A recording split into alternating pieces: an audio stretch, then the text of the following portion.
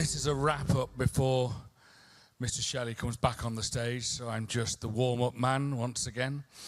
I'd like to say, firstly, thank you to Nolex for the organisation of today, putting this event on and ensuring that it is something that can become part of the calendar and important for everyone to attend.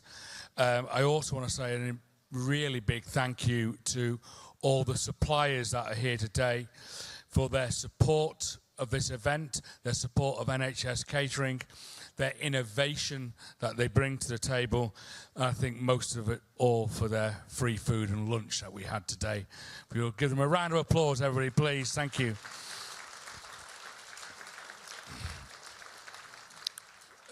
So I just want to go on some reflections of what we've had today. I'm not certain that's the correct slide, but it was okay. What did we like and what did we learn? We had 3 super demonstrations today from Ned, from Nick, and from Michael, showcasing, in particular, Nick was showcasing how nourishing soups can be, and how the simplicity of small changes can really enhance soups, whether that be from toppings and from using ingredients that have been made in the preparation of the soup. I think that the one element I would disagree necessarily with Nick is that I don't think that soup is ever a replacement for a meal. So just as that, the Royal Navy got that in, the RAF would never have soup as a supplement from a meal at all. That's all they could afford in the Navy anyway, so it's not a problem. We had Michael and Nicola who highlighted the NHS recipe bank, and I hope that everybody now is aware of the food platform and that you can access it. It's there for everybody to use, so you don't need to have an NHS email address. You can just get onto the platform and you can just get straight on there. And looking at how those recipes can drive change, not just around patient menus and looking at different dishes, but also about our low carbon and how important it is that we use some of those dishes into our patient and retail banks, and some ingenuity into those dishes as well. And the importance of that is that they've all been nutritionally analysed. That's really important. They've all been rated for carbon and for water usage, and they've all been tested for scale so that they should be able to be used whatever level you need to do, whether that be for retail or for patients. And I loved the shortbread idea as well. I might be trying some of that at home.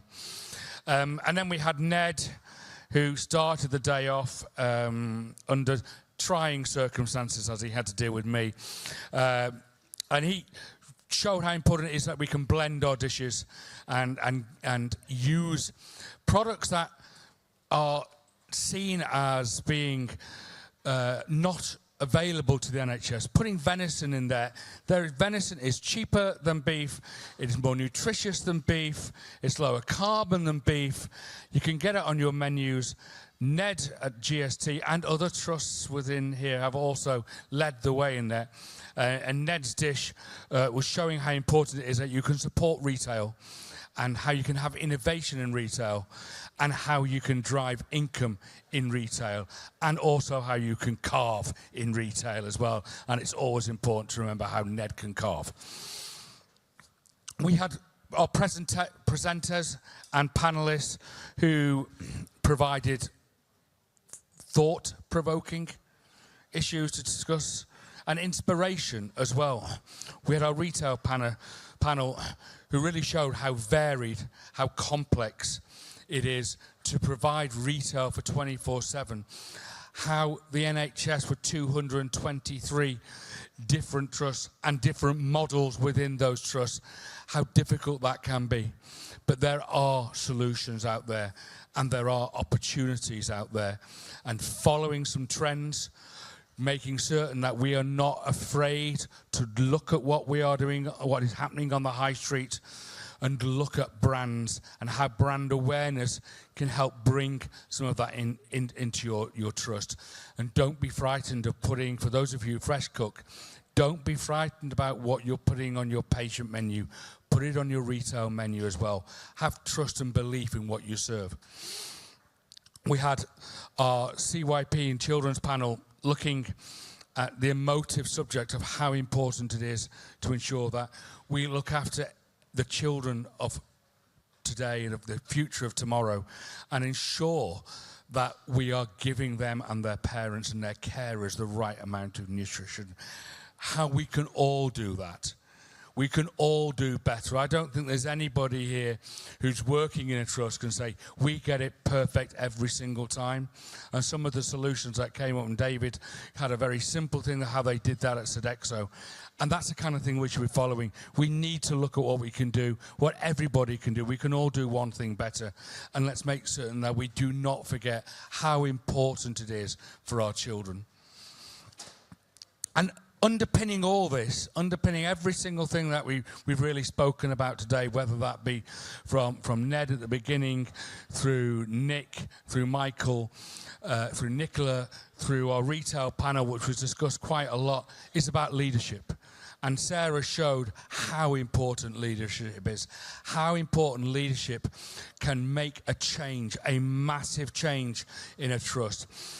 Leadership it's not just about being dictatorial. In fact, it's never about being dictatorial. It's not about telling people what to do.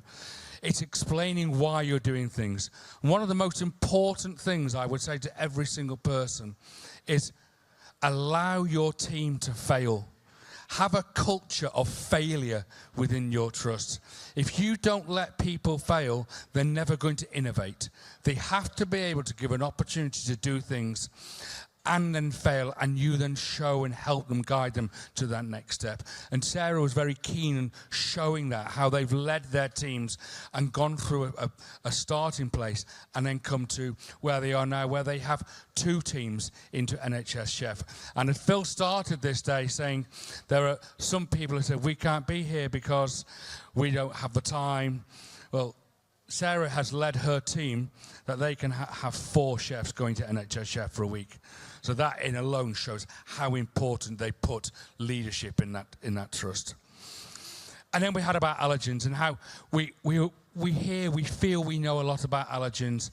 When people are admitted, do we actually ask them what allergens they have? Thank you, Max. And we need to embed our electronic meal ordering offers. We need to embed that technology and ensure that it links from admission into the catering, and so that patients when they are going to get their food, they are not going to be given food that they cannot eat. And that is really important.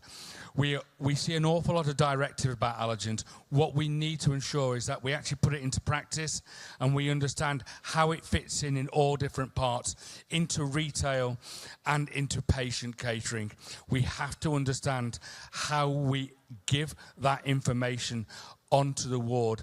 It is everybody's job in a hospital, everybody's role to ensure patient safety.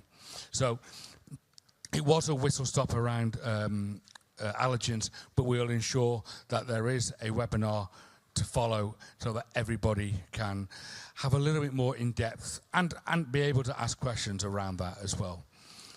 I'm now going to pass over to Lord Shelley, who will talk and explain around the new healthcare knowledge. One person that's really, really pleased that I'm here today is my wife, because 1,000 of these were delivered to my house yesterday, and I brought 200 with me, okay? So please, please grab one on the way out, all ready for you in reception. And people say, well, why have we done a second book? I mean, the Red Cherry team have done a lot of the work around the publishing of it, but we were really keen to emphasize nutrients, plant-rich, lower carbon, all those areas that are coming at us at full speed. And the NHS needs to be as ready as it can be. You will all be ready at a slightly different time because we are the NHS. But that's fine. You've got to manage it in your own time. I'm incredibly proud of what's been done. It's a bigger book than last time around because there was so much to fit in.